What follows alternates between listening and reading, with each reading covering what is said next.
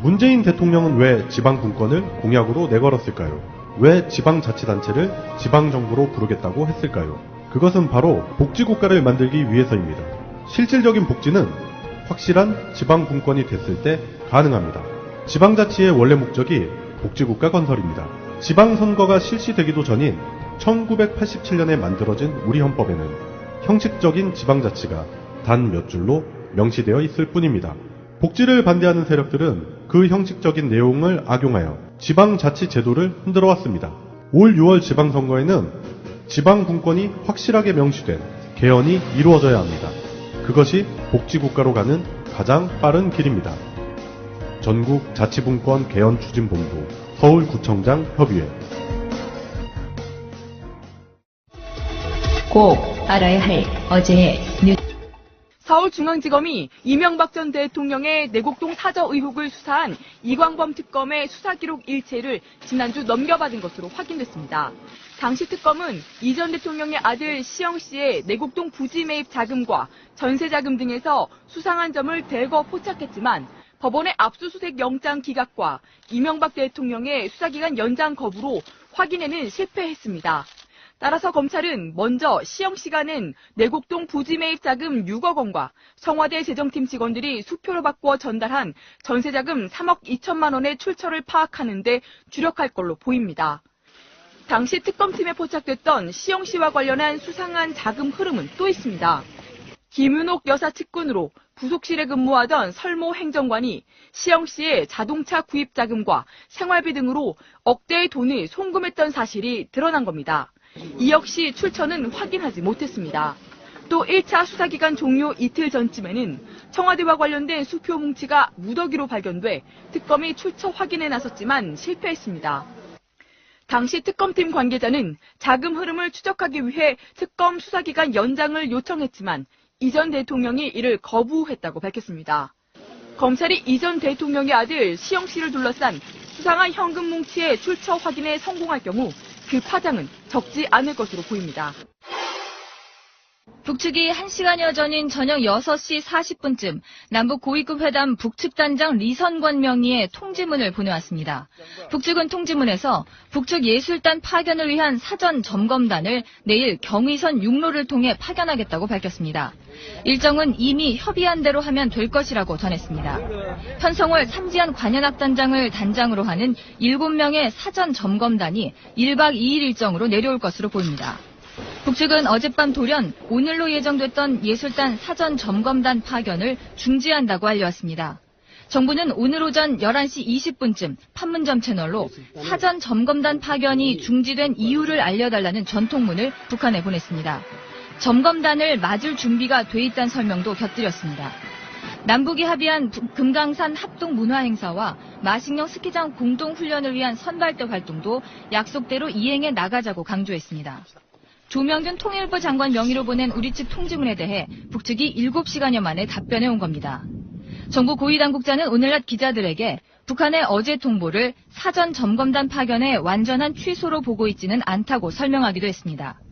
지난 3차례 회담 동안 북한이 대가를 얻어내려 하거나 장애를 조성한다는 느낌도 없었다면서 차분히 상황을 지켜보겠다고 말하기도 했습니다. 우리 몸으로 들어온 미세먼지는 혈관을 돌며 염증을 일으킵니다. 이때 생긴 염증은 혈관의 확장 기능을 파괴해 결국 혈관 넓이가 좁아집니다. 실제 미세먼지 농도가 나쁨 수준일 때 조음인 날보다 심장 부위가 아픈 협심증의 위험이 25% 증가했습니다. 미세먼지 농도가 올라갈수록 발병률도 덩달아 높아졌습니다. 혈관 습축이 잘 일어난다. 혈관 습축이 잘 일어나면서 협심증의 빈도도 올라가고 또 이제 피가 잘 왔다 갔다 잘 못하면은 혈전이 생길 가능성도 있고 심근경색증이 올 수도 있고.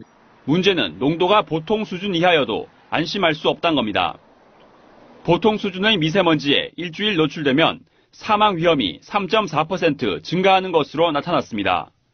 농도와 관계없이 미세먼지에 얼마나 자주 노출되느냐에 따라 사망 위험이 높아지는 겁니다.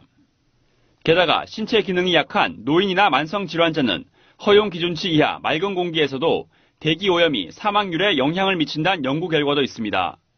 전문가들은 국내 미세먼지 분류 기준이 미국이나 일본 등 외국보다 상대적으로 낮은 만큼 농도가 보통 수준이어도 외출할 땐 마스크를 쓰는 게 바람직하다고 조언했습니다.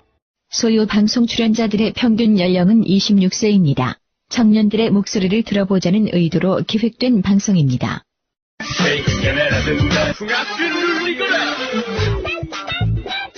소리 없이 요란한 방송. 산하소유 방송 시작하겠습니다. 반갑습니다. 안녕하세요. 안녕하십니까, 시청자 여러분. 오늘도 세 분 자리하셨습니다. 양세병님, 안녕하세요. 네, 송병호님 나오셨고요. 예, 이 작가님 나오셨습니다. 네, 안녕하세요. 예, 오늘 세 분과 함께 본격적으로 소리 없이 요란하게 떠들어 보겠습니다. 예, 오늘의 첫 순서입니다. 오늘 소유방송이 108화 진행이 되고 있는데요. 예, 2008년에 있었던 사건 얘기를 해보려고 합니다. 그 최근에 화재 사건 관련한 보도들이 많이 나오잖아요. 그래서 2008년에 숭례문 화재 사건이 있었죠. 네. 네, 그런 화재 사건도 있었고, 또 그 고시원 방화 사건이 있었어요. 그래가지고 무고한 분들이 희생되는 그런 일들이 있었는데, 뭐 오늘은 화재 사건 관련한 얘기를 할 건 아니고요. 2008년에 대한민국의 가장 비극적인 사건에 관련된 얘기를 해볼 겁니다. 이명박이 집권을 했습니다. 아이고. 네, 지금 아주 10년 정도 지나니까 이제 심판의 날이 머지않은 듯한 느낌이 나는 요즘이잖아요. 권불 10년이라고 권력 10년은 못 간다. 진짜? 그게 네, 딱 맞죠 지금. 세상에. 네. 역시 옛날 사람들. 말이 다 맞아요. 네, 물론 뭐 그 전에 이명박이 현대 건설 시절부터 해가지고 서울시장, 뭐 국회의원까지 거치는 동안에 누렸던 권력도 어마어마하지만 대통령 재임 기간에 저질렀었던 그런 권력형 비리 사건이라든지 이런 부분을 생각한다면 진짜 권불 10년이 맞는 것 같다는 생각이 들고요. 최근에 이제 수사가 이제 급물살을 타고 있죠. 김희중 씨가 이제 서울중앙지검에 출두해서 했었던 이야기들, 그런 부분을 볼 때 MB가 앞으로 쉽지 않을 것 같다, 그런 생각이 들어요. 그 평창 올림픽이 있기 때문에 그게 개막이 2월 9일이잖아요. 네. 그래서 그 전에 조사를 시작해서 그 데드라인을 평창올림픽으로 잡고 진행하는 게 좋을 것 같다라는 얘기가 많이 나오고 있는데, 이제 이 시기를 놓치면 올림픽 이후인 3월로 늦춰져가지고 빨리 2월 초에 딱 잡는 게 좋다고 많이 기사가 뜨더라고요. 근데 현재 분위기로 봤을 때도 검찰에서도 그 시기를 넘기지 않으려고 하는 그런 애쓰는 듯한 모습이 보이고 있고요. 어쨌든 증거랑 증언은 차고 넘치는 것 같아요. 제가 봤을 때 증인들도 그렇고, 이거를 이제 어떻게 단단하게 포위망을 좁혀서 그물로 한 번에 쥐를 잡을 수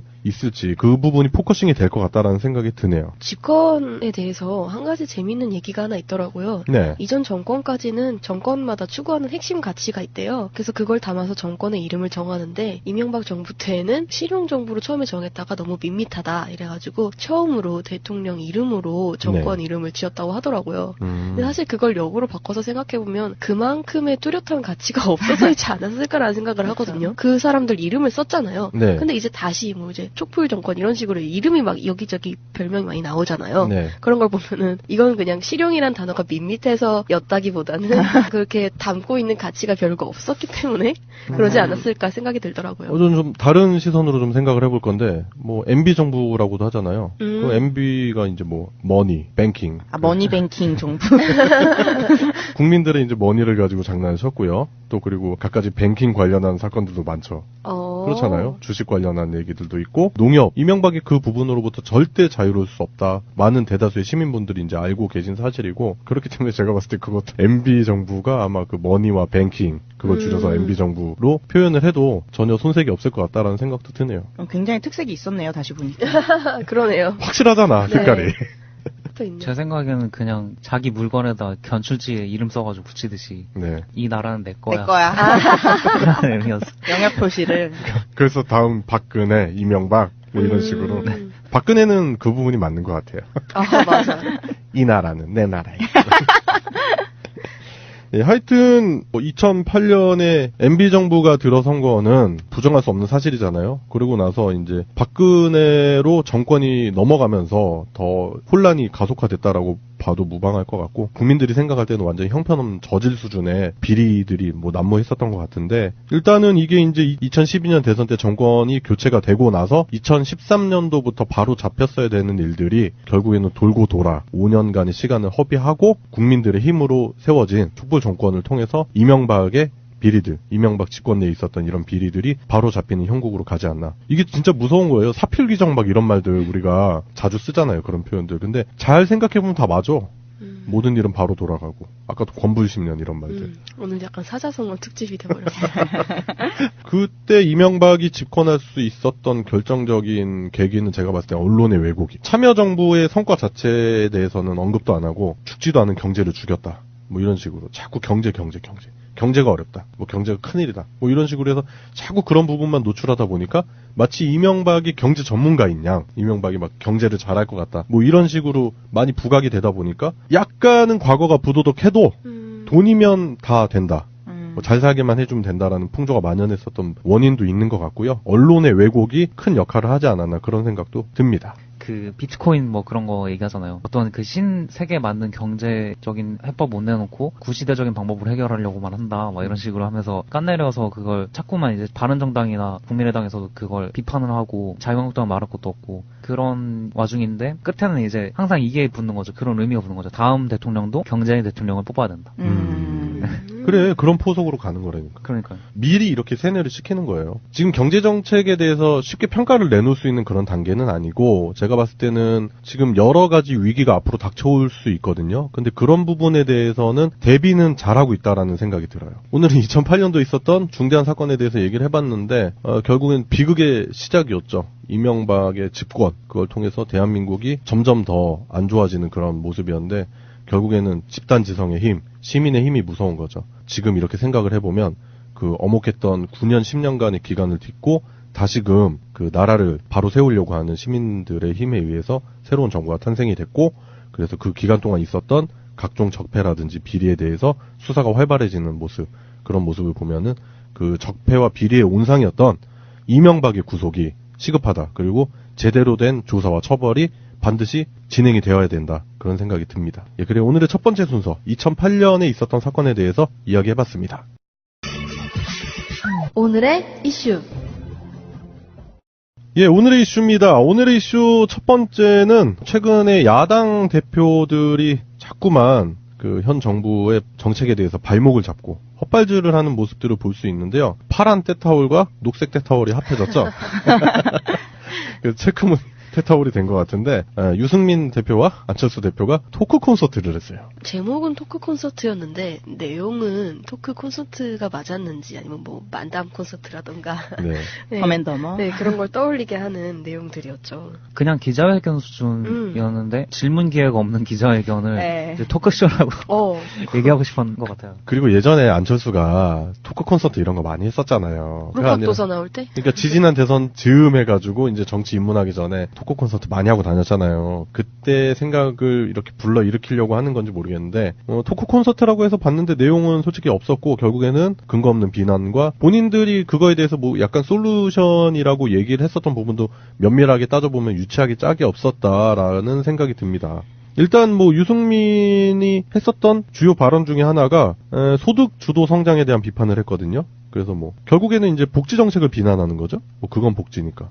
성장 대책, 일자리 대책이 아니거든요라고 하지만 전 정부에 비해서 지금 현재 일자리 창출은 잘하고 있다라는 평가가 많죠. 예, 그리고 교육 정책에 대해서 비판했는데 결국 여기 또 이제 운동권, 전대협 뭐 이런 식으로 해가지고 자극적인 발언, 자극적인 표현만 늘어놓는 듯한 그런 발언 수준이었고, 근데 안철수 대표는 이제 또 한마디 보태는 게 정부의 그 비트코인 관련한 정책에 대해서 문제를 삼았는데, 디지털 시대입니다. 그런데 아날로그 세대가 이 디지털 시대의 모든 결정권을 다 가지고 있습니다. 너무 뻔한 게 아닌가?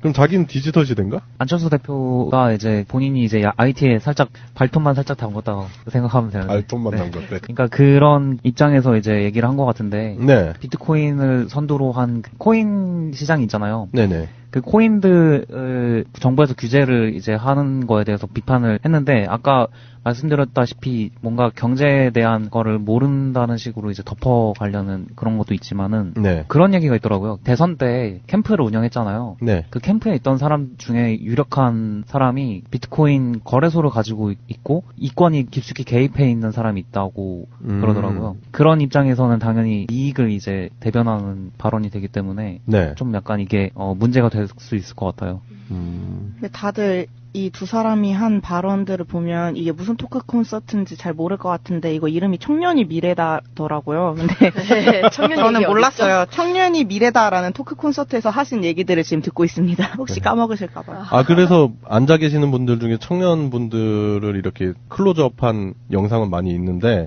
실질적으로 이 사람들이 얘기한 건 청년 정책에 대한 그런 청사진을 제시한 건 아닌 것 같아요. 일단 현 정부에 대한 근거 없는 비난. 정부에 대한 비난을 같이 하면서 그 동질감을 막 이끌어내면서 이제 두 당이 우리는 뭐 그런 얘기도 했잖아요. 뭐 수혈 가능한 당이다 이러면서 둘의 그 끈끈함을 보여주기 위한 그런 과시였죠. 지금 현재 국민의당 내부에서도 지금 안철수의 바른정당과의 통합에 대해서 반대를 엄청나게 하기 때문에 그 내분이 다음 주 정도 되면은 더 심각해질 거고 진행이 될 건데 그 과정에서 불협화음이 엄청나게 나올 거고 문제가 심각하게 양산이 될 거다라는 전망이 지배적이죠. 근데 그런 와중에 일단은 씹고 보자.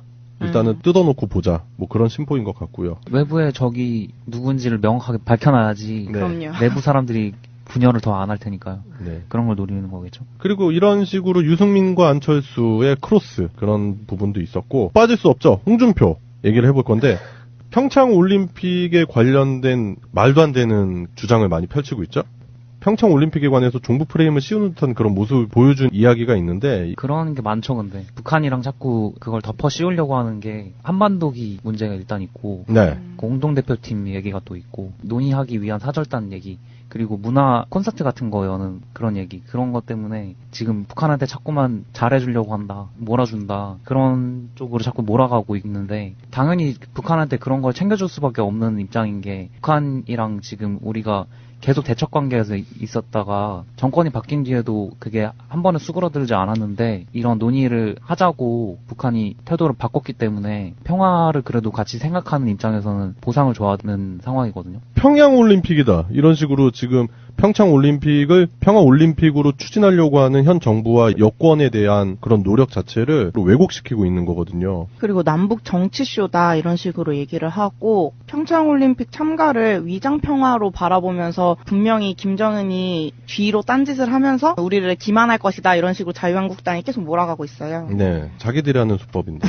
이거는. 네. 그러면서 재밌는 건 이제 예전 대통령들 중에서 김대중 전 대통령, 노무현 전 대통령 그분들의 통일을 위한 행보들을 다 이제 또 같이 후려치게 하려고 하는 거죠. 네. 네. 한반도기 같은 경우도 벌써 9번이나 사용된 거를 또 딴지를 걸어요. 이거 진짜 쓸 때마다 계속 딴지 걸고. 그러니까. 그 사람들이 그 막 깃발이라든지 뭐 이런 거 내세우는 논리가 너무 저열해요. 네. 아니 그리고 생각을 해봐요. 평창올림픽에서 김정은이 체제 선전을 한다고 쳐봐. 아니 어느 나라가 지금 현재 김정은의 북한 정권의 체제 선전을 보고 와 저 나라 좋다. 우리도 북한처럼 말도 안 되는 소리입니다. 열리는 건 평창인데 굳이 그게 자랑이 될까 싶네요. 그렇죠. 네. 그리고 지금 그런 의도가 아니다라는 게 보이고 있는데 자꾸 이런 식으로 지금 현 정부의 발목만 잡으려고 하고 있고 발목을 잡기 위한 도구로서 자꾸 이데올로기를 동원을 하잖아요. 너무 캐캐묵은 이데올로기 프레임을 가지고 자꾸 국민들 기만하고 있는 거거든요. 최근에 그 태극기 관련해서 가짜 뉴스가 하나 떴었더라고요. 네. 평창 올림픽 안에서 경기장에 태극기를 반입 금지한다. 한반도기만 그 반입을 허용한다라는 가짜 뉴스가 있었대요. 네. 그래서 이게 이거 그러면은 뭐 또 선전 체제 이용에 뭐 당하는 거 아니냐 뭐 이런 얘기도 있었더라고요. 근데 그런 가짜 뉴스를 대체 누가 퍼뜨리고 있는지 좀 그 뒤를 좀 살펴봐야 할 것 같더라고요. 또 여기다 말을 보탠 사람이 있어요. 이 사람은 또 빼놓을 수가 없는데 나경원이 IOC의 남북 단일팀 반대 서한을 발송을 했습니다. 나치의 베를린 올림픽을 연상시킬 만큼이라는 등의 얘기를 하고 있는데 어디서 주워 들은 건 있어. 네. 내가 봤을 때 어디서 주워 들은 건 있는데 그래요. 1936년도 그 베를린 올림픽은 진짜로 나치가 그 자신들의 체제를 선전하기 위한 그런 올림픽이 됐었죠. 이게 시대가 어느 시대인데 이런 얘기를 하는지 잘 모르겠는데 네. 정권이 평창올림픽을 북한에 갖다 바칠 기세라고 얘기를 했네요. 어떻게 이런 생각을 할 수 있는지 진짜 신기한 것 같아요. 나경원이니까 가능하죠. 정말. 네. 체제 선전장이라고 표현을 한다면은 굳이 그거를 반대하고 싶진 않고요. 체제 선전은 맞죠. 북한의 그런 사회주의 정권을 체제 선전을 하는 게 아니고 평화라는 체제를 선전하는 거죠. 그렇죠. 일단 남북 분위기가 평화로 가고 있다라는 그런 분위기가 선전이 되겠죠. 네, 평화 체제의 선전이지 이게 네. 그 사람들이 생각하는 것처럼 뭐 적화 통일 체제의 선전은 아니잖아요. 거기다가 이제 여자 아이스하키 대표팀이 그 남북 단일팀을 함으로 해서 그 피해를 보고 있다 뭐 이런 식의 얘기들, 그런 얘기. 언제부터 지들이 그런 데까지 신경을 언제부터 신경 써줬다고. 써줬다고. 예, 그런 식으로 자꾸 그런 일들을 확대시키려고 하는, 침소봉대시키려고 하는 그런 부분도 보이고. 심지어 김성태 한국당 원내대표도 마식령 스키장 공동훈련 합의를 가지고 뭐 압제와 탄압의 상징을 평화의 상징으로 둔갑시키고 있다라는 식으로도 얘기를 했었죠. 네, 돈줄을 풀어주는 효과도 줄 수 있을 것이다라는 또 말도 안 되는 주장들을 하고 있고요. 그렇게 해서 경제가 풀리면요. 얼마나 좋을까. 네, 또라이 새끼 됐어요. 원래 올림픽이라는 게 네. 저는 생각하기로는 그러니까 운동 선수들이 되게 꿈꾸던 그런 경기일 수도 있지만 네. 한편으로는 그 국가의 국력을 보여주는 기회이기도 하잖아요. 네, 그리고 지금 그 국가가 그 시대 그때에 어떤 기치를 가지고 있는지를 가장 명확히 보여줄 수 있는 기회라고도 생각을 하거든요. 네, 그래서 이번에 그런 국력을 평화적으로 어필할 수 있는 올림픽이라는 평화의 장에서 그 통일과 관련해서 평화의 움직임을 보이고 있는데 그걸 보고 지금 야당들은 우리 국력이 그렇게 강하고 우리 가치가 그렇게 괜찮다는 걸 보여주는 걸 막는 거예요. 네. 네. 오히려 국익에 위배되는 네, 그런 모습을 그렇죠. 보이는 거고, 그리고 이제 나경원이 주장하는 올림픽 헌장에 명시된 정치적 중립성을 뭐 훼손했다, 뭐 이제 위반했다, 뭐 이렇게 주장을 하는데 그거 자체로도 아예 말이 안 되는 거죠. 네. 오히려 자신들이 그 평창 올림픽을 가지고 정치적으로 이용하려고 하는 모습들을 많이 보이고 있죠. 예, 어차피 지방선거 전에 뭔가 이렇게 반전의 기회를 꾀하려고 하는 부분도 있고, 그리고 나경원이라는 사람을 잘 보면은 나경원이 예전에 했었던 그 국장이라는 지위를 얻게 된 결정적인 계기가 있었던 사건이 이명박의 BBK 그 광운대 동영상 사건이 있었잖아요. 거기서 당시 이제 대변인이었던 나경원이 했었던 발언, 주어가 없지 않느냐, 말도 안 되는 실드를 쳤잖아요. 그런 부분을 본다면 지금 현재 있는 MB에 대한 일종의 약간의 쉴드의 목적에 언행을 하고 있지 않나, 그런 생각도 조심스럽게 해볼 수 있는 것 같아요. 아직도 받아먹을 게 남아있어서? 아니면 받아먹은 게 있어서? 의리 그거네, 있다, 의리 있다. 그거네. 네.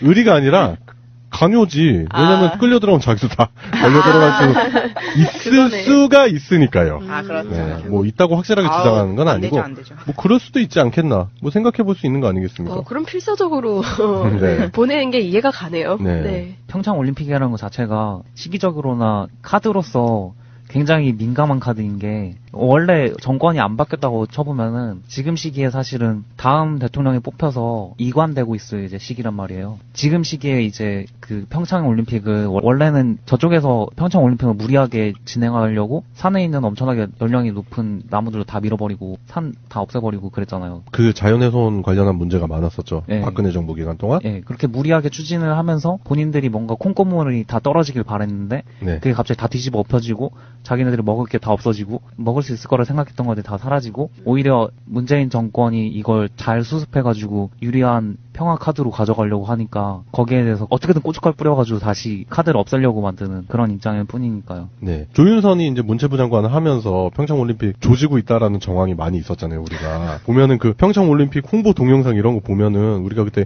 방송에도 여러 차례 얘기했었지만 평창올림픽이 과연 잘 될 것인가? 의구심이 많이 들었단 말이에요. 그때 당시 정부가 했었던 정책을 보자면. 근데 현재 문재인 정권이 들어서고 나서 어쨌든 평창 올림픽은 개최를 해야 되잖아요. 근데 그거를 잘 수습하려고 하는 여러 가지 노력들이 보였고 국민들도 동참을 해서 그 전에는 솔직히 평창 올림픽이 우리 올림픽 같지 않았잖아요. 그렇죠. 저들이 뭔가 해먹으려고 하는 일종의 또 다른 하나의 그들의 비리 통로가 되지 않을까 그런 생각이 들었는데 이제 문재인 정권이 들어서고 뭔가 바로 잡히고 그러기 때문에 이제 평창 올림픽을 성공적으로 개최해야 된다는 국민적 염원도 들어갔고 그리고 그걸 잘 수습하려는 문재인 정권의 노력의 의지도 보이고 있고요.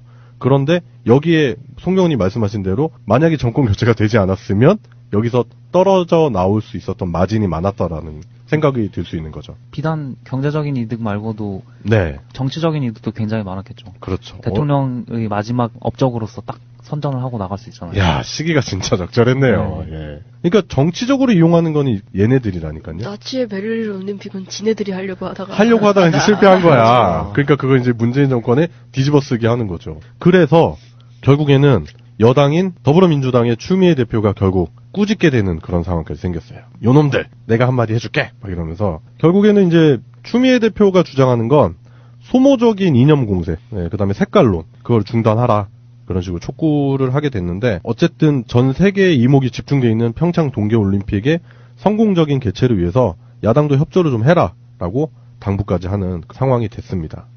예, 오늘의 첫 번째 이슈였습니다. 예, 오늘의 이슈 두 번째입니다. 예, 악마들이 있었죠. 예, 고 백남기 농민의 유족을 명예훼손했었던 MBC의 김세희 기자, 웹툰 작가 윤서인, 그 다음에 자유청년연합 대표 장기정 씨가 결국엔 재판에 회부된다는 반가운 소식입니다. 반가운 소식. 네, 지난주에 서울중앙지법에서 이들에 대한 1차 공판이 열렸는데요. 네. 최근에 19일 날 윤서인 웹툰 작가가 자기는 아무 잘못 없다고 글을 또 올렸어요. 그래가지고 내 입장은 단순하다. 아무 잘못이 없다. 왜냐하면 아무 잘못이 없기 때문이다라는 글을 올리면서 굉장히 뭐 억울함을 엄청 비췄는데요. 비용신. 되게 우리나 만한 그런 재채기 같은 글을 올린 거예요. 네. 그냥 예, 무의미하죠. 일단은 윤서인 씨가 잘못한 게 뭐냐면 그 악의적인 웹툰이 있었죠. 여러분들 다 기억하실 겁니다. 당시에 백민주아 씨가 백남기 선생이 이제 병석에 누워 있는 상황에서도 결국에 이제 남편이 이제 네덜란드 분이시잖아요. 그분들의 친인척 행사에 어쩔 수 없이 참여해야 되는 그 행사 때문에 결국 그분들이 많이 살고 계시는 발리로 갈 수밖에 없었던 거예요. 그러니까 발리가 휴양지이긴 하지만 거기 또 많이 살고 계시대요. 그래서 거기 가서 가족 행사를 간단하게 치르고 돌아왔는데 당시 윤서인이 그렸던 웹툰을 자세히 보자면 백남기 농민 쓰러져 있는 그 컷을 그리고요. 그 다음 컷에 그 휴양지에서 비키니 수영복 입고 누워있는 여자 그 그림을 그렸단 말이에요. 바닷가에. 예, 바닷가에. 그건 완전히 악의적으로 왜곡하고 명예훼손한 거죠. 네, 허위사실 유포한 거고요.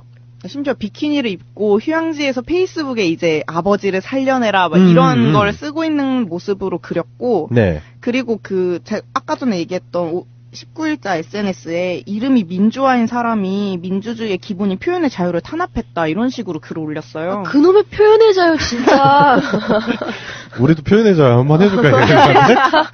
말로 우리는 표현의 자유를 나도 말로. 표현하고 싶은 게 굉장히 많은데. 네. 예, 그리고 아까 그 웹툰 사건이 있고 나서 김세희가 또 바로 화답을 해주죠. 납득하기 어려울 정도로 매정한 딸이 있다. 뭐 이런 식으로 해가지고 페이스북에 그 글을 올렸어요. 문제되는 글을 올렸는데 거기에 나왔던 표현이 뭐냐면 사실상 아버지를 안락사시킨 셈이다. 이씨. 우리가 저번에 한번 다뤘던 사건 중에 벤츠 관련한 그 컴플레인 사건 있었잖아요. 네. 김세희 기자의 네, 맞아요. 기획 취재. 거기 나왔던 사람이 누굽니까? 윤서인. 서로 잘 모른다는 윤서인과 김세희. 아내까지도 한번 출연한 경력이 있는. 예, 그리고 나서 수구 집회에서 둘이 다정하게 사진 찍은 것도 보였었고요. 예, 한통속 한몸통이죠. 연리지 같아 얘네는. 연리지. 연리지가 기분 나빠하겠다.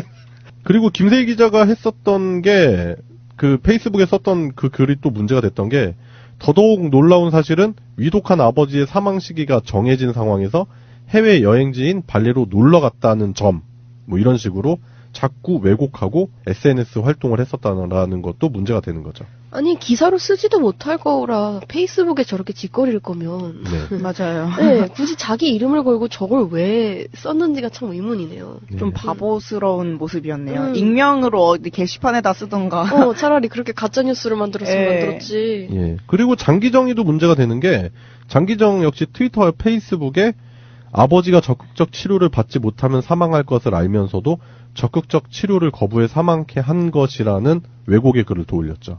초창기 그 경찰이 쏜 물대포 자체가 사인이었잖아요. 어떻게 보면은 그 중차대한 그런 질환을 유발하게끔 한 그런 원인이었기 때문에 이게 과연 연명치료로 과연 백남기 선생이 다시 회복될 수 있었을까라는 그런 부분까지 생각을 해본다면 장기정의 이런 말 자체도 허위사실 유포의 명예훼손이죠. 그때 제 기억으로는 1년 넘게 병상에서 끈질기게 버티셨거든요. 근데 그런 분을 무슨 안락사를 왜 해요? 그 유가족이 안락사 시켰다라고 하는 주장 자체가 완전히 고인의 명예 그리고 유족의 명예를 훼손하는 짓이죠. 사실 이제 윤서인 작가는 검찰에서 이렇게 얘기를 했다고 해요. 사실에 기초해서 표현한 것이라고 명예훼손 혐의를 부인했다고. 근데 이게 사실에 기초한 것도 아닐 뿐더러 사실에 기초했다 하더라도 이건 명예훼손 혐의가 적용될 수 있는 부분이라고 생각을 하거든요. 네. 그럼요. 그래서 검찰 관계자의 주장은 그렇습니다. 상당수 내용이 허위 사실이다. 첫 번째 그렇고 두 번째는 백 씨가 공인이 아닌 일반인에 속하기 때문에 해당 글 게재는 공공의 이익에 부합하지 않는다. 그러니까 개인을 비방하고 욕되게 하려는 목적으로 네. 했다라는 걸 지금 밝히고 있는 거죠. 사실 확인을 하러 병원에 왔으면 사람들이 가만히 뒀을까요? 맞아. 무원하게 해버렸죠. 네. 거기 장례식장 바로 밑에 있어요. 이런 사람들은 법으로 단죄하면 됩니다. 우리가 뭐 감정적으로 한 소리 하는 정도는 이제 뭐 표현의 자유? 표현의 자유 정도? 맞아. 표현의 자유 정도로 우리가 보장을 받아야 될 거라고 생각을 하고, 지금 현재 이 사람들에 대한 강한 법적 처벌을 기대해 볼 만할 것 같아요. 네, 아무래도 여론도 그렇고 재판부도 그렇고 명예훼손으로 판결 날 것 같은 그런 긍정적인 징조가 보이죠. 네. 뭐 윤서인이야 그렇다고 치는데 김세희 기자는 고민이 많겠어요. 사장도 바뀌고. 네. 그런데다 먹고 이제 사나. 네, 소송도 걸리고 어디로 튀어야 되나. 자득이죠. 뭐. 네. 이런 식으로 약자들을 공격하는 프레임. 본인들의 영향력을 가지고 약자들을 공격하는 프레임.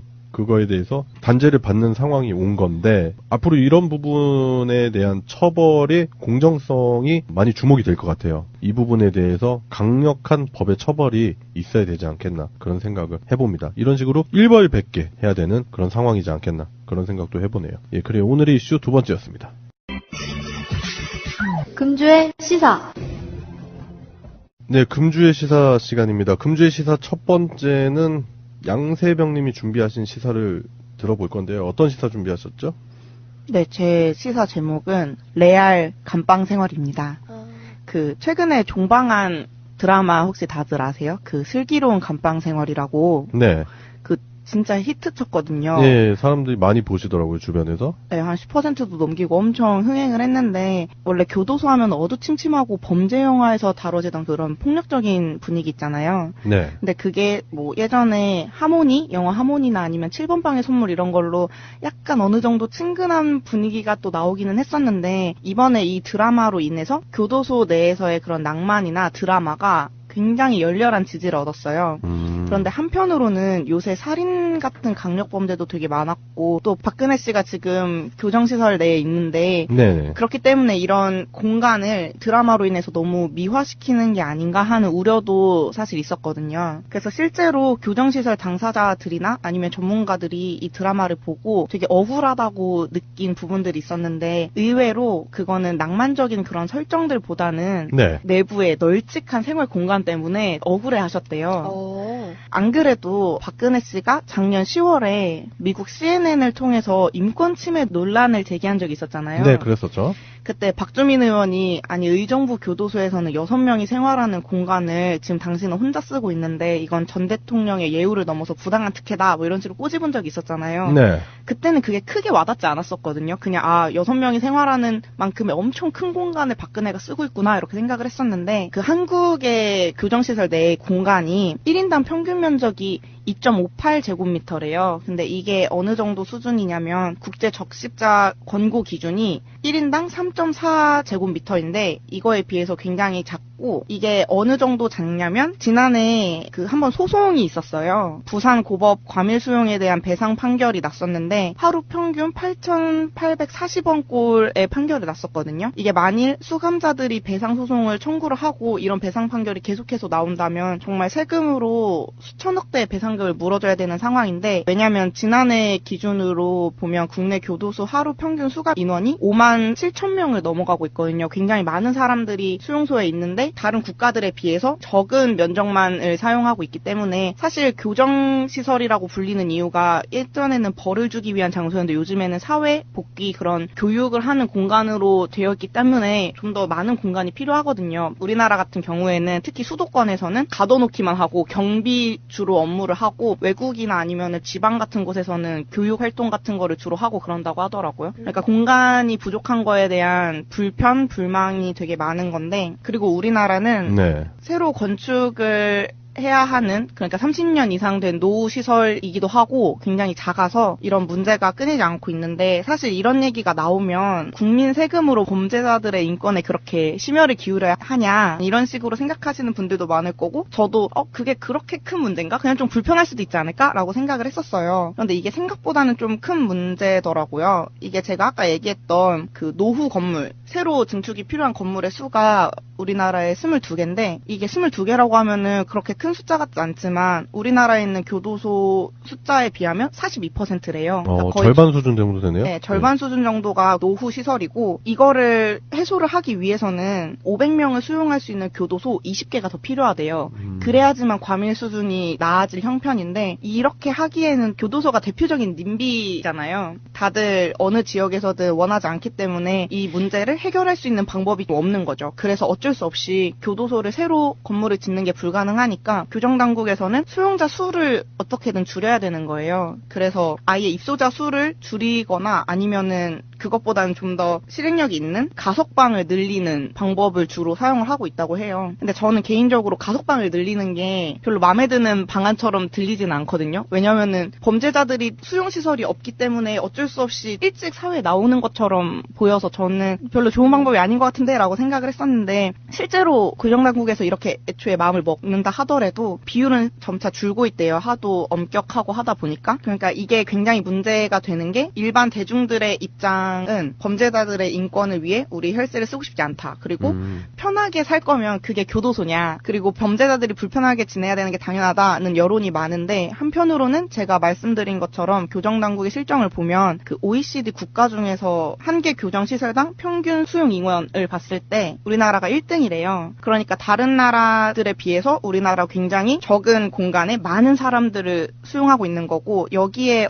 어떻게 보면 눈치가 보일 수밖에 없는 상황인 거고, 국제적으로. 그리고 이런 부담감과 함께 수용 권고 공간을 마련하지 못했다는 그런 이유 때문에 소송이 걸렸을 때 굉장히 불리해질 수밖에 없는 점, 이런 문제 때문에 여론과 이런 상황적인 문제, 그리고 이 문제가 처음 대두됐던 2005년도부터 지금까지 이게 해결을 할 수 없는 거예요. 해결은 할 수 없는데 계속해서 강력 범죄자들의 수는 더 늘어나고 있고, 수용을 해야 되는데 방법은 없고, 가석방을 시키려고 그러는데 법은 엄격하고, OECD 국가에서 눈치는 보이고, 이런 문제가 계속되는 거죠. 10년이 넘도록 계속 문제가 되고 있는데 해결은 절대 나지 않고, 갈수록 비율만 높아지고 있는, 그 수용 비율만 높아지고 있는 문제라서 이번에 드라마도 히트 쳤고, 이제 리얼리티 프로그램도 하나 새로 나온다 하더라고요. 이 교정시설에 관련된 리얼리티 프로그램이요? 네, 연예인들이 그 착하게 살자라는 프로그램인데, 실제로 교도소에 들어가는 그런 예능이 만들어질 거래요. 근데 그거는 미화가 없도록 PD들이 실제로 이게 재판받는 과정이나 수감 생활 같은 거를 되게 웃음기를 조금 빼고 보여주겠다라는 식으로 예능도 나오고 있는데. 근데 왜 예능이야? 그러니까 이게 다큐로 가야 되는 거 아니야? 조금 다큐 형식의 예능이래요. 그래서 약간 페이크 다큐처럼 애초에 출연자들이 자신이 범죄를 저지르지 않았는데 몰래카메라 상황으로 범죄에 참여가 됐다라는 식으로 들어간대요. 애초에 그런 경각심을 주는 예능도 만들어지고 있다고 해서 요즘에 교도소가 이슈처럼 사람들이 많이 관심을 갖게 되는 것 같더라고요. 그래서 실제로 교도소의 가장 큰 문제점은 뭔지 한번 소개를 해드리고 싶어서 가져왔습니다. 제가 봤을 때는 아까 뭐 교도소에 이제 사람들이 과밀하다, 뭐 공간이 부족하다, 대체적으로 그런 그 조사 결과 발표된 것 같은데, 그렇다면 저는 이제 양형 기준 자체가 잘못되지 않았나 그런 생각도 해보거든요. 그 양형 자체가 공평하게, 그리고 국민적 정서, 그러니까 일반적인 상식적인 선에서 양형이 되지 않잖아요. 뭐 진짜 우리가 봤을 때 돈이 없는 사람들, 그런 사회적 약자들은 오히려 작은 범죄임에도 그 양형 기준을 크게 받는 경우도 있고, 뭐 경제적으로 풍요롭거나 아니면 사회적으로 지위가 높은 사람들, 그런 사람들은 진짜 중차대한 죄를 저질러도 우리가 생각하는 수준보다 너무 낮은 양형을 받기 때문에, 그런 부분들을 잘 생각을 해본다면은 그 아까 가석방 문제 같은 경우는 그런 식으로 해결할 수 있을 것 같아요. 양형 기준 자체를 사람들이 누구나 뭐 100% 납득할 수는 없겠지만 대부분의 사람들이 납득할 수 있는 정도의 수준으로 양형을 해야 되지 않겠나, 구형해야 되지 않겠나, 그런 생각도 들게 되더라고요. 우선적으로 그리고 증설 문제는 또 피해갈 수가 없겠네요. 네. 사실 어떻게 보면 저는 그 세금을 그 수용자들한테 쓴다고 봐도 맞긴 하지만, 사실은 결국에는 우리를 보호하기 위해 맞아요. 우리가 쓰는 돈이라고 생각이 들더라고요. 네. 이 작가님 말씀하신 대로 뭐 세금이 낭비되고 있다, 저런 인간들한테 세금을 써야 되느냐, 쟤들을 위해 쓰느냐가 아니라 결국에는 우리를 지키기 위해서 쓰는 것이다, 그렇기 때문에 그런 교정시설 운영이라든지 앞으로 그 수감자들에 대한 그런 관리나 이런 부분도 국민들이 납득할 수 있는 그런 부분이 있어야 되지 않겠나. 그래야 의식 전환이라든지 인식 전환이 되지 않겠나 그런 생각도 드네요. 그리고 최근 히트쳤던 드라마 슬기로운 깜빵 생활 그 안에서 뭐 교도소, 교정시설이 많이 미화됐던 분도 있었을 겁니다.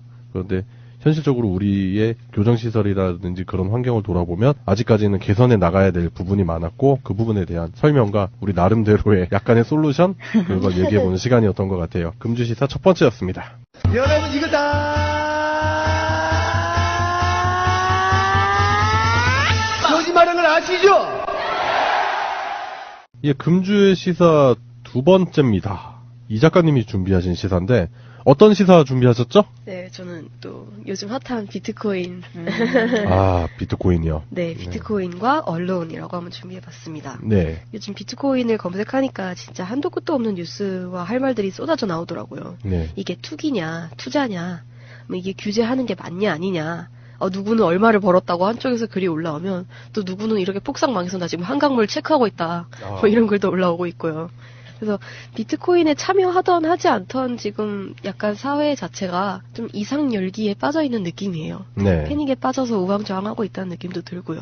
그리고 여기까지는 많은 얘기가 나왔기 때문에 오늘은 제가 할 얘기는 그런 비트코인을 다루는 언론에 대해서 좀 얘기해보고자 합니다. 정부가 처음에 비트코인이라는 이 새로운 사건에 대해서 좀 다소 우왕좌왕하는 모습을 보였잖아요.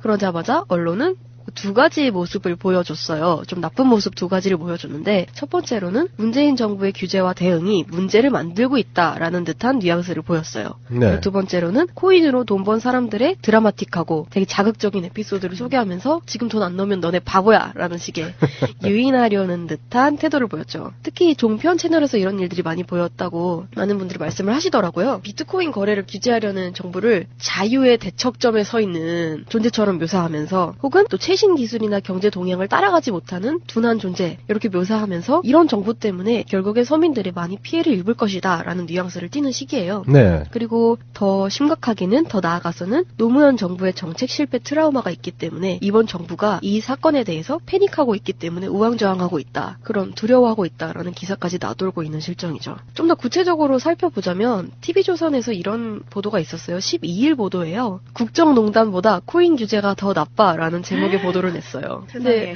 네, 사실 이 워딩 자체도 되게 좀 말도 안 돼. 너무 같죠. 너무 같는데 네. 심지어 이 부분을 국정농단보다 코인 규제가 더 나빠라는 부분을 그 쌍따옴표로 가둬놨단 말이에요. 근데 그게 기사에서 쌍따옴표로 그걸 가둬놨을 때는 누군가의 말을 인용했을 때 쓰는 거래요. 네. 근데 알고 봤더니 누군가의 말을 인용한 건 아니었어요. 그냥 기자의 말을 강조했을 뿐이었어요. 네. 자기의 말을 자기가 인용했구나. 그렇죠. 네. 그걸 꼭 마치 어떤 시민의 현장감 있는 목소리인 것처럼 묘사를 한 거예요. 13일 날에는 나라 안팎 가상화폐 초대박 설설설이라는 제목의 보도를 냈습니다. 제목도 너무 좀 싼티 나가지고. 진짜다 진짜. 이게 어떤 내용이었냐면 제대로 검증되었다고 완벽하게 확인하기 힘든 그런 비트코인 성공 사례들을 나열한 거예요. 네. 누가 얼마를 벌었다더라.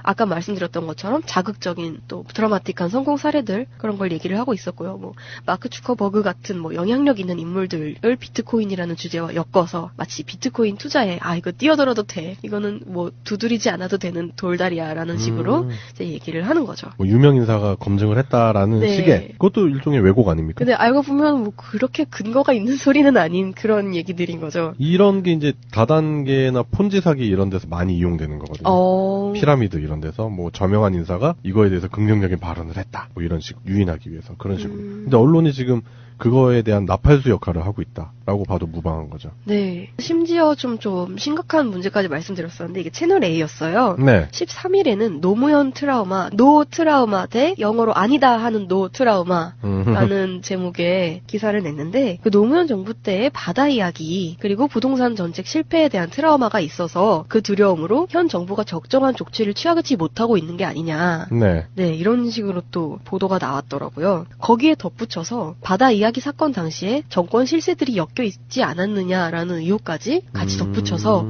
뭐 홍준표 대표의 진짜 뭐 좀 말도 안 되는 말을 좀 인용을 하면서 뭐 여론조사 많이 하던데 그 돈 다 어디서 났냐, 뭐 그때 바다 이야기 때 한몫 벌어놓은 거 아니냐, 이런 식의 인터뷰를 인용하더라고요, 기사에서. 그러면서 제 말이 저리긴 했는지 뭐 이거는 개인의 의견 뭐 이런 식으로 또 얘기를 하긴 했지만, 그 언론들이 다루는, 그리고 언론들이 현 정부를 바라보는 시각이 아주 명확해요. 우리의 적. 그렇기 때문에 지금 언론들이 그 정부 정책이라든지, 지금 오늘 이제 비트코인 관련한 이야기를 해보고 있는 건데, 관련해서 쏟아내는 기사 제목이나 이런 것들 수준이 거의 찌라시예요. 거의 찌라시 수준의, 그런 수준의 기사들을 쏟아내고 있고, 대부분 다 뜯어보면은 내용 자체가 근거 있는 내용도 거의 없고. 네, 그렇죠. 그런 부분이 문제라는 거죠. 사실 가상통화에 대한 찬반을 떠나서요, 사실 비트코인에 엄청난 거품이 끼어 있다는 사실에는 뭐 찬반 양쪽에서 상관없이 그냥 대부분 동의하는 내용일 거라고 생각을 해요. 네. 근데 거래 양상도 지금은 비트코인을 채굴한다기보다는 그거를 사고 파는 과정에서 생기는 차익으로 이익을 보는 구조잖아요. 그러니까 신규 투자자 유입이 계속해서 지속되지 않으면 거품이 이게 유지될 수 없을 거라고들 다들 말씀을 하시더라고요. 이를 두고 누군가는 그래서 비트코인 거래는 지금 폭탄 돌리기 게임이 아니냐 이렇게 얘기도 하고요. 그러니까 언론이 자꾸 이런 비트코인 관련한 이야기 안에서 문재인 정부가 정책을 잘 못하고 있다라는 식으로 띄워놓고, 그리고 관련한 기사가 올라가면은 댓글을 악의적으로 다는 거죠. 지금 문재인 정부가 코인 규제에 관해서 얘기하는 바람에 내가 손해를 봤다. 이거 책임져야 된다. 네. 뭐 이런 식으로. 맞아요. 그런 식으로 해서 자꾸만 악의적으로 이용하려고 하는 세력들이 있다라는 거죠, 아직까지는. 네. 그런 모습이 보이고 있는 거죠. 그래서 제가 사실은 이 이슈를 들고 오면서 결론적으로 말씀드리고 싶었던 것도 그런 거였어요. 지금 언론의 이런 보도 행태가 비트코인의 광풍이 사그라들고 또 손해보는 사람들이 많이 생겼을 때 그 피해를 정부에게 돌릴 단초를 제공하고 있지 않나 이런 생각이 들었어요. 지금 밑밥을 까는 상황인 것 같더라고요. 네. 그래서 마치 정부의 잘못된 대응과 대처가 비트코인 시장을 망가뜨렸다라는 식으로 갈 수 있지 않을까. 네. 네. 근데 실제적으로 보면은 비트코인 관련한 보도나 이런 부분은 많이 쏟아지는데, 실제로 비트코인으로 이득을 봤다라는 사람, 아니면 비트코인으로 막대한 손해를 받아서 뭐 문제가 심각하다라는 사람의 실체들은 거의 없어요. 뭐 그것이 알고 싶다에 나왔었던 비트코인으로 돈 번 사람들 정도? 벌었다고 주장하는 사람이죠. 그냥 자신들이 봤을 때 돈을 벌었다라고 주장하는 사람들 정도? 그 정도에 대한 내용이 있지, 실제적으로 그런 실체는 많이 없어 보인다. 그런 생각도 들고, 그렇기 때문에 그런 악의적인 기사에 다는 그 악의적인 댓글들을 쓰는 사람들이 과연 비트코인을 했던 사람들일까? 그것 때문에 피해를 봤던 사람들일까? 라는 생각도 들고, 아니면은 그런 비트코인 관련한 정부의 비난의 기사를 쓰는 기자들이 혹시 비트코인에 투자를 하지 않았을까? 그래서 열이 받는 거야. 아, 그러니까. 이놈의 정부 때문에 다 죽여버리겠어! 막 이러면서. 그런 것도 있고, 언론사 자체가 이제 뭐 TV조선, 조선, 동아 그런 사람들 뻔하잖아요. 그 노무현 대통령 얘기를 자꾸 넣는 게 네. 자신들과 대척점에 섰던 사람이었기 때문에 이런 식으로 자신들의 밥그릇도 지키고, 그걸 밥그릇을 지키는 과정에서 다른 걸 이용해서 자꾸 정부를 공격하는 듯한 양상의 모습을 보이는 거죠. 정부를 공격하는 것도 공격하는 거고, 게다가 약간 의문이 드는 건 왜 자꾸 신규 투자자를 유치하려는 듯한 움직임을 보일까였어요. 그렇죠. 네. 네. 마치 언론사 이익이, 그러니까 개인적인 이익이 기사에 반영된 것처럼 보이는 거죠. 네. 투기 시장의 자본 구조가 그렇잖아요. 갑자기 자본이 빠져나가면은 폭락하는 그런 양상의 그래프를 보이거든요. 그렇기 때문에 자본이 빠져나가면 안 되는 거예요. 기본적으로. 계속 유입이 돼야지만. 예, 그렇죠. 계속 그래야지 상승 그래프를 유지할 수 있는 그런 구조가, 뭐 단순하게 설명드리자면 그런 구조가 유지될 수 있다. 그러니까 하이먼미스키 모델이라고 하는데, 비슷하다. 이렇게 보면 이제 쭉 올라가다가 중간에 이제 실체가 드러나고 나서 이렇게 푹 떨어져서 가격이 정상화되는 그런 모델이 있어요. 지금 이제 우리가 모니터로 같이 보고 있는데, 네. 이 그래프에 대입을 했을 때 현재 비트코인의 상황이 그러지 않았었나 모습도 추론할 수 있는 거죠. 마지막에 보면 정상화라고 써있잖아요, 이 그래프에서. 네. 이 정상화라는 게 원래 가치 가격으로 돌아간다는 얘기거든요. 네. 이 그래프가 상승은 하잖아요. 네. 근데 비트코인이라는 거는 그 가치라는 거가 실제로 오르는 가치가 아닐 가능성이 높고. 그러니까 사실상 완만한 상승 곡선도 그리지 못할 정도로 비트코인이 그렇게 가치 있는 재화가 아니라는 뜻이네요. 네. 네. 그럴 가능성이 있다라는 네. 거죠. 네네. 네. 원래 가치라는 게 사실은 거의 전무하다 보면 되기 때문에 주식 시장에 그런 얘기가 있어요. 뭐 저점이라고 생각해서 들어가는 사람은 지하실을 보게 될 것이다 이런 말이 있어요. 하루 만에 뭐 30% 다시 급등했다 이런 뉴스로 현혹돼서 저점이구나 줍줍해야 된다 막 이러면서 들어가시면 큰일 난다는 거. 제가 봤을 때는 뭐 막바지도 아닌 거의 끝물도 아닌 거의 진짜 이번에 휩쓸리면 거의 회복할 수 없는 그런 상황이 되지 않을까라는 조심스러운 생각도 해봐요. 정부 탓만 계속 이제 막 야당에서는 하고 있는데 네. 사실은 그래프를 딱 보면은 전 세계에서 동시에 떨어지기 시작했거든요. 네. 그래서 이거는 비단 우리 정부를 탓할 일이 아니고 전 세계에서 이게 지금 거품이다라고 이미 느끼고 있다는 거. 투자자들이 동시에 그렇게 이미 느끼고 있기 때문에 거품이 없어져가는 과정인 거지 이게 우리나라 정부가 이런 투기판을 없애려고 하는 것 자체는 절대 잘못된 게 아니고 건전한 경제 모델을 위해서는 네. 어쩔 수 없는 일이다라는 예. 걸 생각을 하셔야 될 것 같습니다. 네, 그리고 언론도 문제인데 야당에서도 자꾸 이런 식으로 그 왜곡하는 듯한 모습을 보이고 있는데 일단 뭐 안철수가 얘기했었던 뭐 암호화폐 규제 뭐 이런 부분 때문에 지금 뭐 잘 알지도 못하는데 규제를 한다고 하는데 디지털 시대. 디지털 시대에 아날로그 세대가 뭐 이러면서 그런 말도 안 되는 소리 하는데 송명님께서도 아까 지적을 하셨는데 그게 이제 암호화폐 규제 그런 부분이 아니에요. 과열된 투기 시장 자체를 규제하려는 그런 목적으로 해석을 해야 되는데 일단 전혀 그 맥을 짚지 못하고 있다. 과열된 투기 시장을 규제하는 건 정부의 역할 중에 하나라고 저는 생각을 하거든요. 그런 부분이 있어야 되기 때문에 다수의 피해자를 양산하기 전에 이렇게 해야 되는 게 맞고 그리고 현재 특히 자유당이나 바른정당 사람들이 이런 얘기를 하면 안 되죠. 지금 이제 비트코인이 문제가 되는 게 뭐냐면 젊은 층들이 여기다 자본을 많이 쏟고 있고 시간과 열정을 여기다 쏟고 있다는 게 문제잖아요. 근데 그들이 왜 그렇게 비트코인에 열광하는지에 대해서 봐야 되거든요. 왜냐하면 그만큼 앞으로의 미래가 불투명하고요. 그리고 그만큼 그 사람들이 가지고 있는 상대적 박탈감이 왜 생성이 되는지 봐야 되는데 그거에 일조한 사람들이 지난 9년간 이명박근혜 정부에서 누구였냐고요. 번듯한 청년 정책 아니면 일자리 대책, 고용 대책 내놓은 적 있습니까? 그런 거 전혀 없었잖아요. 그리고 뭐 복지 정책이라든지 그런 거 전혀 없고 문재인 정권 들어서자마자 비트코인 시장 과열되니까 이때다 싶어가지고 그걸 가지고 자기들이 또 정치적으로 이용하려고 하는 것 같은데 진짜 그런 식으로 이용을 하려고 하는 게 과거에는 먹혔을지 몰라요. 하지만 지금 현재에는 먹히지 않는다. 왜냐면 그만큼 가짜 뉴스라든지 그런 사람들의 가짜 주장에 대해서 되반박하거나 바로 잡을 수 있는 그런 순기능이 이미 시민들 사이에는 충분히 있다라는 생각이 들기 때문이죠. 그 실제로 그걸 조사를 해보면은 뭐 이걸 정말로 투자를 했다고 하는 사람이 한 6% 정도 된대요. 그러니까 없어. 실체가 없어. 돈 벌었다는 사람, 돈 잃었다는 사람이. 그러니까 사실은 지지율이 70%에서 60%대로 떨어졌다. 네. 그거 원인을 사실 그걸로 잡는 것도 네. 비트코인 때문이다라고 잡는 것도 되게 말도 안 되는 얘기고요. 자꾸 그런 식으로 그 그래프나 수치를 가지고 사람들이 현혹시키는 거죠, 계속. 그래서 뭐 아무튼 뭐 언론에 대해서 어떻게 생각하는지는 개인의 몫이지만 네. 그래도 이런 부분도 있다라는 거 한번 오늘 들고 와봤습니다. 네, 뭐 기레기라는 말이 괜히 나왔겠습니다. 예, 그래요. 이 작가님이 준비하신 시사였습니다. 예, 금주의 시사 세 번째는 송병호님이 준비하신 시사인데요. 어떤 시사 들고 오셨죠? 네, 이번 주 시사는 서울시의 미세먼지 대책에 대해서 얘기해 보겠습니다.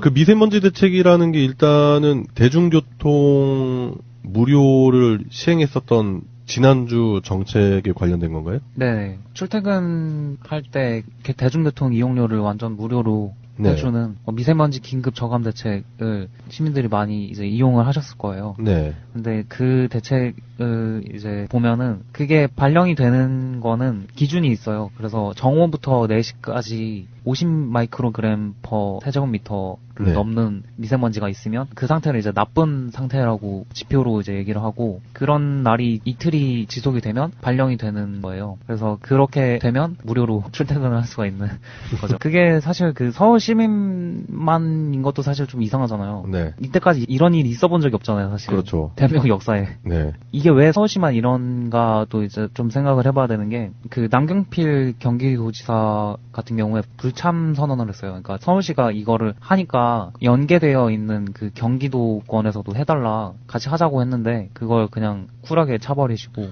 그게 왜 중요하냐면은 서울 사람들이 서울로 출퇴근하고 그런 구조가 아니잖아. 그렇죠. 그러니까요. 예, 서울 사람들이 경기도로 나오는 인구도 많고 경기도에 있는 사람들이 서울 안으로 들어가는 인구도 많기 때문에 경기도와 서울시가 같이 연계해서 했다 그러면은 꽤 괜찮은 일이었을 맞아요. 텐데. 그리고 이제 인천 유정복 시장도 불참 선언을 했어요. 네, 인천도 무시 못하죠. 왜냐면 서울과 바로 인접한 시기 때문에. 그렇기 때문에 이게 실효성이 없다고 지금 이제 반박 논리들이 있어요. 예, 자기들 이게- 안 했으니까 이제 효과 없다라고 얘기해야겠죠. 네. 지네가 얼굴장 놓고 뭘. 네, 두 분께서 큰 어깃장을 놓았기 때문에 네. 사실 실효성이 3% 정도밖에 지지 않았던 거고 그게 이제 제대로 됐으면은 어떤 그 효과가 있었을 거라고 생각을 해요. 그러니까 그게 되더라도 효과가 없다고 또 반박을 하는 주요한 주장은 이게 미세먼지가 중국에서 주로 날아오는 거지 우리나라에서 생기는 게 아닌데 우리가 교통수단을 안 쓴다고 그래서 줄어드는 게 아니다 이렇게 얘기를 하는데 그게 이제 재밌는 연구 결과가 또 마침 나왔어요. 국립환경과학원에서 분석을 했는데 네. 16일부터 18일까지 수도권에 있었던 고농도 미세먼지. 예, 그날이 되게 심했었던 날들이었죠. 네, 예. 런던 스모그 사태 때 이제 막 사람들 막 죽고 했었던 그런 정도의 심각함에 거의 비견했다고 이제 박원순 서울시장이 이제 얘기를 했는데. 그래요? 네, 그때 그 먼지가 분석을 해보니까 국외 영향보다 국내 영향이 더 컸다는 거예요. 네, 그게 연구 결과로 나왔고 왜 그런지 이제 좀 찾아보면은 중국 같은 경우에는 중국에서 워낙 심하잖아요. 거기는 네. 뭐 거의 뭐 완전 막 스모그 시야가 형태로 확보가 안 될 정도로. 예, 예. 완전 막 덮여버리거든요. 중국에서도 이제 문제시가 2013년부터 중국 국무원에서 발표한 대기오염 방지 행동 계획이라는 게 있어요. 네. 그거에 맞춰서 걔네들은 일사불란한 거 좋아하잖아요. 잘하고. 통제. 예, 일사불란하게 초등학교, 중학교 그런 학교에 있는 석탄까지 아예 다 강제로 꺼버려갖고 애들을 좀 덜덜 떨게 만들면서까지 저감을 시키는 거예요. 그러니까 이게 2013년 이후로는 중국에서 오는 미세먼지는 점점 줄어들고 있어요. 오히려. 네. 그래프로 보면 진짜로 쫙 줄어들어요. 대박이다. 네. 반비례 그래프가 형성이 되고 있다. 네, 사실 예. 그렇게 일사불란하게 하기도 참 어려운데 그렇게 줄어들고 있고. 좀 무식하게 들려. 네, 하여튼 예 그런 상황인데 네. 그렇다면 이제 우리는 미세먼지가 점점 더 심해진다라고 얘기하고 있잖아요. 네, 우리나라에서는 또 반대로 그 미세먼지가 많이 들어가는 연료는 사실 쓰면 안 되거든요. 네. 폐목이라든가 네, 폐목자재들. 건축자재들 예. 중에 뭐 그런 것들은 사실 유독물질도 나오기 때문에 쓰면 그렇죠. 안 되는데 예. 그런 규제를 사실 9년간 많이 풀었고 규제 완화라는 네, 오히려 명령하에. 규제 완화를 네. 했고 그런 공장들이 점점점 이제 슬금슬금 수도권으로 올라와요. 왜냐하면 수도권 근처에서 그런 공장을 돌려야지 사실 운송비가 싸지니까. 그렇죠. 운임이 네. 낮아지니까요. 네. 예. 그런 것 때문에 이게 기업 논리로는 그런 것들을 본인들이 계속해서 이득을 취하기 위해서 점점 그런 게 커지는 거죠. 내부의 요인이 점점 커지는데 우리 시민들은 그냥 피해를 받는 입장이잖아요. 그렇죠. 그렇기 때문에 사실은 대중교통을 그냥 무료로 이용하는 게 그게 정말로 미세먼지를 줄일 수 없다고 하더라도 기업들의 자본 논리에 의해서 피해를 받고 오는 우리한테 그런 이득을 주는 게 틀린 게 아니고 오히려 당연한 거고 그게 당연히 해야 되는 복지인 거죠. 네. 원래 복지라는 건 헌법에도 있는 보장되어 있는 우리가 나라로부터 받아야 되는 건데 네. 그거를 해주는 것에 대해서 사실 공격을 할 수가 없는 거고 네. 그 뭐 한 번 시행할 때 하루에 50억 들어간다 뭐 이렇게 얘기를 하잖아요. 50억 들어가는 거가 굳이 비견하자면 사실 뭐 몇십조 몇백조씩 해드신 다른 분들에 비하면 정말 얼마 되지도 않는 금액인 뿐더러 사실은 더 많이 받아야지 정상인 거고 그럼요. 성남시를 통해서 우리가 다 알고 있잖아요. 우리가 몇 천억까지도 사실은 우리가 돌려받아야지 정상인 상황에서 그게 하나 시행되는데 그거에 대해서 복지정책이니까 하면 안 된다 이런 얘기까지 나오는데 네. 말도 안 되는 주장이라고 얘기를 하고 싶네요. 예, 잘 생각해보면 돼요. 남경필 반대했었죠. 유정복이 반대했었죠. 유정복은 어떤 사람입니까? 그리고 남경필을 잘 보면은 간판을 자주 바꾸시는 분이잖아요. 결국에는 자신의 정치적인 입지를 위해서 살아가는 분들이란 말이에요. 국민 복지랑 전혀 상관없는 인간들입니다. 그런 걸 다 떠나서 사실 저는 그거를 기사를 보면서 답답했던 게 아니 하지도 않아놓고 해보지도 않아놓고 이거 네. 포퓰리즘이네 효과 없네 돈 많이 드네 이런 얘기만 하고 있는 거예요. 네. 사실은 아까 병우님이 설명해 주셨던 것처럼 중국에서도 좀 강압적이고 직선적이긴 하지만 어쨌든 미세먼지에 대한 대책을 내놨고 실행했고 효과를 봤잖아요. 네. 그럼 국가적인 정책이 미세먼지에 대응했을 때 효과가 있다라는 게 충분히 입증이 된 건데 그런데도 불구하고 서울시에서 하는 모든 것들이 그냥 포퓰리즘이다. 비용만 들고 아무 효과도 없다라고 매도하는 거는 논리적으로 좀 안 맞는 부분인 것 같아요. 네, 아니면 논리적으로 서울시에서 했었던 이런 정책 자체가 어떤 피해를 양산했는지 근거를 대라고. 근거도 없이 그냥 얘기하는 거잖아. 그러면은 미세먼지를 정말로 없앨 수 있는 방법이 네. 뭐냐. 예. 그렇게 대안을 제시해야 되는데 그런 것도 아니고요. 그럼요. 제가 만약에 대안을 제시한다면 뭘 말할 것 같으세요? 뭘까요? 갑자기 송병호 씨. 아니, 네. 저 같은 공학도가 보기에는 정말로 중국에서 날아오는 게 맞다면은 인천 앞바다에다가 토네이도를 만들어야죠. 인공 토네이도를 만들어서 그걸 차단해주는 방법이 있고요. 예, 아예 원천 차단시킨다. 만약에 중국발이 맞다면. 네, 인공 토네이도 기술이 나와 있어요, 사실. 우와, 그럼 그거 구경하러 관광상품 생겨도 되겠다. 그렇죠. 거기 휩쓸려 들어간다. 그리고 저는 또 짚고 싶은 게 우리나라가 또 화력발전소가 급증했잖아요. 네, 그런 것들 규제를 사실 들어가야 되거든요. 네, 지금 화력발전소 때문에 나오는 미세먼지 양도 뭐 상당하다라는 발표도 있고요. 네, 거기 들어가는 연료로 일본에서 엄청난 양의 그 방사능 물질이 묻어있는 그 목재를 수입한다는 얘기도 있었잖아요. 헐랭 무슨 곤약 젤리 먹는다고 지랄지랄하더니. 그러니까 그 정도까지 규제를 다 풀었던 거예요, 그 사람들이. 그렇죠. 네. 예. 그런 것들을 규제를 다시 살려야 되고 원인이 되는 그런 시설들을 많이 없애야 되는데 그런 건 기업 논리에 또 위배되고 그러면 이제 자유한국당 그분들이 주장할 수가 없는 거기 때문에 해결책에 대한 얘기는 없고 그냥 비난만 있는 분위기겠죠. 그렇죠. 자신들의 본진에다가 공격은 안 하잖아요, 애들이. 네. 예. 예, 그래요. 서울시에서 시행했었던 미세먼지 대중교통 할인 정책에 대해서 반대하는 지자체장, 경기도의 남경필, 인천의 유정보, 그 두 사람의 주장에 대한 논리적인 반박? 그 부분에 대해서 한번 생각을 해서 얘기를 해봤는데, 결국에는 이런 정책들을 통해서 할 수 있는 게 단지 그날 교통비가 싸졌다. 뭐 그날 뭐 무료로 교통시설을 이용했다라는 게 중요한 게 아니라 이런 노력들을 통해서 사람들이 미세먼지에 대한 실체라든지 그리고 이게 주요 원인이 어디서부터 시작됐는지 그런 인식 전환을 도울 수 있는 부분도 있는 것 같고요. 그리고 이거를 실천을 함으로써 그 아까 송병호님 말씀하셨던 그런 복지의 확대? 그런 부분도 같이 꾀할 수 있다. 그런 생각이 드네요. 예, 그리고 송병호님이 준비하신 시사를 끝으로 새날 소유방송 108화 오늘은 여기까지 하겠습니다. 감사합니다. 감사합니다. 여기까지 합시다. 타이틀 음악, 디템포, 편집, 최정민. 대통령을 재앙과 죄인으로 부르고 이를 방조하고 있는 호텔에 그 책임을 묻지 않을 수가 없습니다. 지방이라고 했어요. 박근혜 대통령 때 뭐라고 썼어요? 박근혜라고 썼어요. 그렇게 저희가 모독을 할 때 우리가 표현의 자유를 들어서 그걸 옳은 채점 같습니다. 네, 보신 것처럼 민주당 추미애 대표가 대통령 욕설을 방치한 네이버를 고발하겠다고 했었죠. 그러자 홍준표 대표가 이를 비판하면서 이명박 박근혜 정부는 표현의 자유 때문에 모욕적인 표현을 다 참았다라고 맞섰습니다. 홍 대표의 이 말은 사실일까요? 홍 대표 발언대로 이명박 정부에서는 아까 나온 쥐박이 발언 같은 거 그냥 넘어갔던가요? 그냥 넘어가지 않았습니다. 네. 대통령을 쥐박이라고 쓴 현역 군인 상관모욕죄로 기소돼 유죄 판결을 받았습니다. 네. 각하라는 표현과 함께 욕을 썼던 현역 대위도 역시 유죄였습니다. 그러고 보면 이런 이제 욕설까지는 아니더라도 예. 표현의 자유 측면에서 보면 다들 기억하는 게 인터넷 농객 미네르바 사건 있지 않았습니까?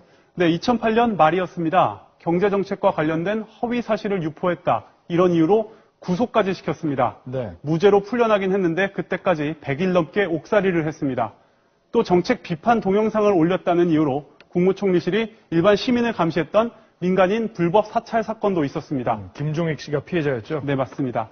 대통령 욕이 연상되는 SNS 계정은 폐쇄시켰고 안티 이명박, 박근혜닷컴 이런 인터넷 주소들은 시민들이 못 쓰도록 청와대가 차지해버렸습니다. 그런데 홍준표 대표가 한나라당 원내대표 하던 시절에 네. 그 사이버 모욕죄라는 법을 추진했던 걸로 기억이 되는데 취지가 이런 것 아니던가요? 네, 맞습니다. 그러니까 피해자가 고소를 하지 않아도 수사기관이 자의적으로 알아서 수사할 수 있게 하자는 겁니다. 네. 그러니까 표현의 자유를 침해한다는 논란이 불거졌는데 홍 대표는 당시 인터뷰에서 이렇게 말했습니다. 악플은 표현의 자유라고 볼 수 없다. 헌법의 보호를 받을 가치가 없다라고 했습니다. 표현의 자유 때문에 참았다는 어제 발언과는 좀 다르죠. 이 법안은 통과 안 되고 폐기됐습니다. 결혼기념일이라고 남편이 꽃을 사왔더라고. 아, 행복하겠다, 언니. 차라리 돈으로 주지. 먹을 수도 없고. 나중에 버리기도 힘들고 말이야. 그러나 마음을 전할 때 꽃보다 좋은 것은 없습니다. 인생에 있어서 돈이 전부는 아닙니다. 꽃은 기쁨과 슬픔을 함께합니다. 새가 날아든다와 연대하는 전국 꽃배달 자미원 꽃집 010-3608-7576 여보 고마워.